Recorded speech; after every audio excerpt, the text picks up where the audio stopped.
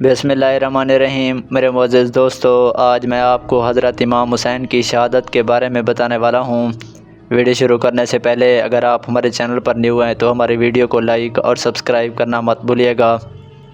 حر بن یزید کو ابن زیاد کا حکم ملا کہ حضرت امام حسین کو چٹیل میدان میں اتارو جہاں کوئی اونٹ اور پانی وغیرہ نہ ہو۔ حر نے حضرت امام حسین کو یہ حکم سنا دیا، لیکن اس کی تعمیل پر کوئی اصرار نہیں کیا، اور 2 محرم 61 ہجری کو حضرت امام حسین نے کربلا میں یہ قافلہ اتارا۔ 3 محرم کو عمر بن سعد 4000 فوج لے کر کربلا پہنچا۔ یہ حضرت امام حسین کا قریبی عزیز تھا۔ بڑی کشمکش کے بعد حکومت کی تمام میں اس نے یہ مہم اپنے سر لی تھی، لیکن اس کا ضمیر برابر ملامت کر رہا تھا۔ اس نے کربلا آنے کے بعد مفاہمت کی بڑی کوشش کی۔ حضرت امام حسین سے پوچھا کہ آپ یہاں کیوں آئے ہیں؟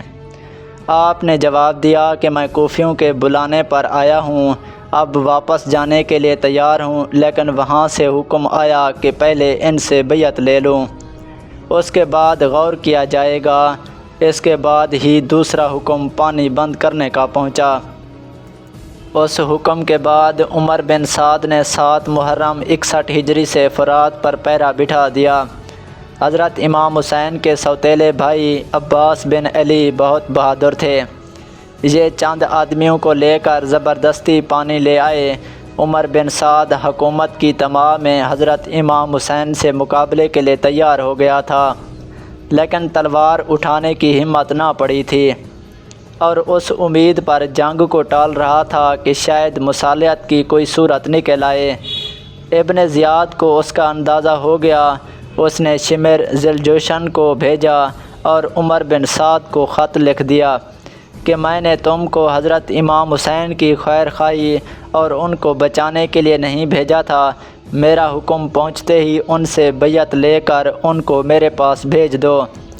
اگر تم سے یہ کام نہیں ہو سکتا تو فوج شمر کے حوالے کر دو۔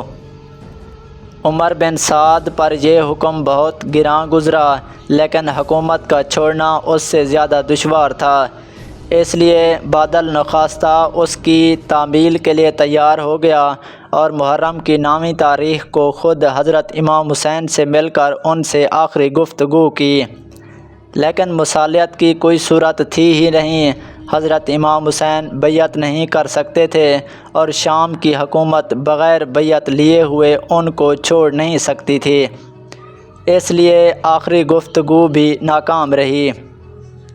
اور حضرت امام حسین نے اپنے ساتھیوں سے فرمایا، لوگو، موعودہ وقت آ پہنچا، اس لیے میں تم کو بخوشی واپس جانے کی اجازت دیتا ہوں۔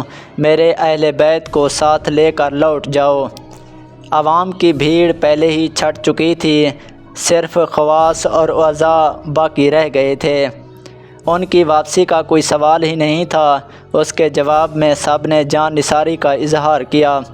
حضرت امام حسین نے اہل بیت کے خیموں کی حفاظت کے انتظامات کر کے صبح کو بہتر جان نثاروں کی مختصر فوج مرتب کی۔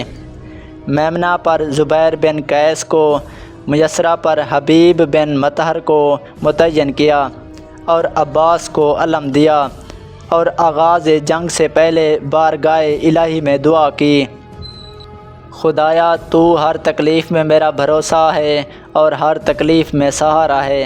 مجھ پر جو وقت آئے ان میں تو ہی میرا پشت پناہ تھا۔ غم میں دل کمزور پڑ جاتا ہے، کامیابی کی تدبیریں کم ہو جاتی ہیں اور رہائی کی صورتیں گھٹ جاتی ہیں۔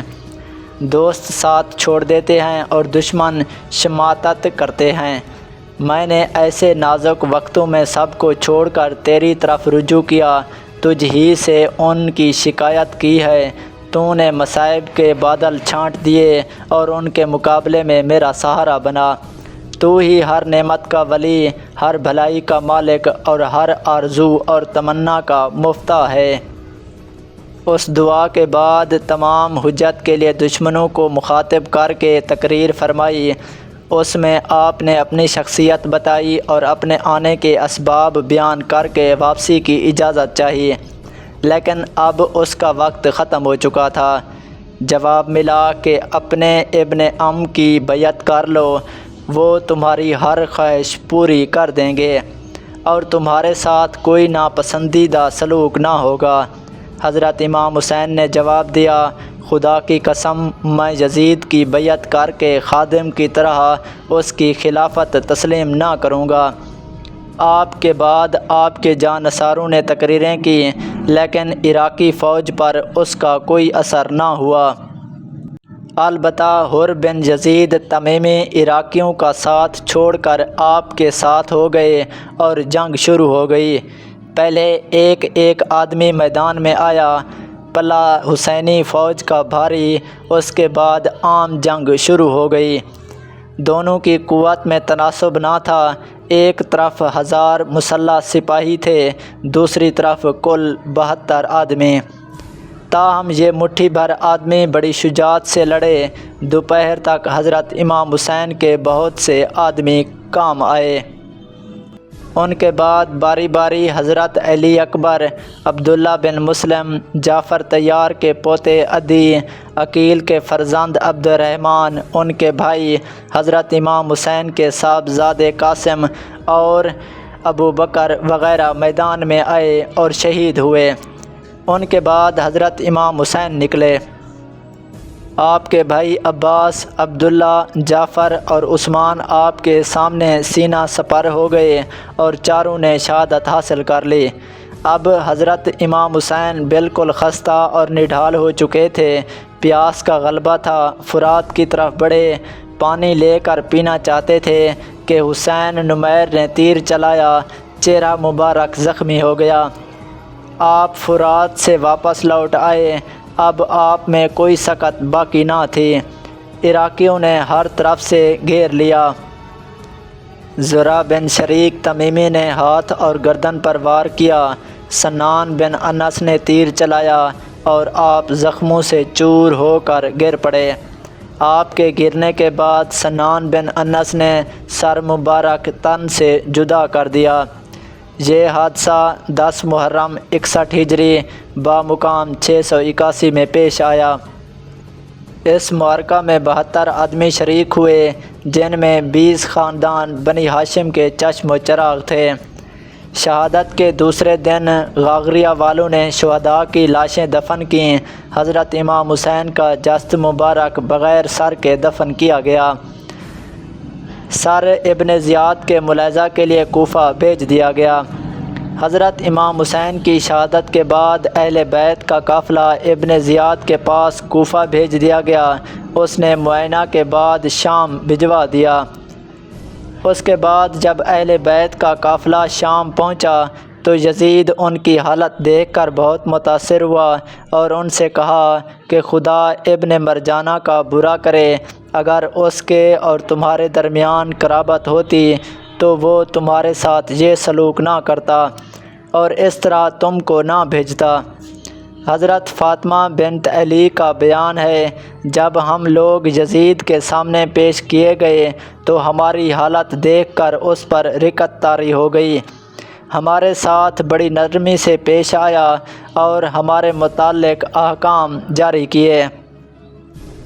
چند دن ٹھہرانے کے بعد جب اہل بیت کرام کو کسی قدر سکون ہوا تو یزید نے انہیں بڑے اہتمام کے ساتھ رخصت کیا۔ امام زین العابدین کو بلا کر ان سے کہا، ابن مرجانہ پر خدا کی لعنت ہو، اگر میں ہوتا تو خواہ میری اولاد ہی کیوں کام نہ آتی، میں حضرت امام حسین کی جان بچا لیتا، لیکن اب قضائے الہی پوری ہو چکی، آئندہ تم کو کسی قسم کی بھی ضرورت پیش آئے مجھے لکھو۔ اس کے بعد بڑی حفاظت اور اہتمام کے ساتھ قافلے کو روانہ کیا گیا۔ چند دیانتدار اور نیک آدمیوں کو حفاظت کے لیے ساتھ کیا۔ ان لوگوں نے بڑے احترام کے ساتھ اہل بیت کو مدینہ منورہ پہنچایا۔ میرے معزز دوستو، اگر آپ کو ہماری ویڈیو اچھی لگے تو لائک اور سبسکرائب کرنا مت بھولیے گا۔ Thank you.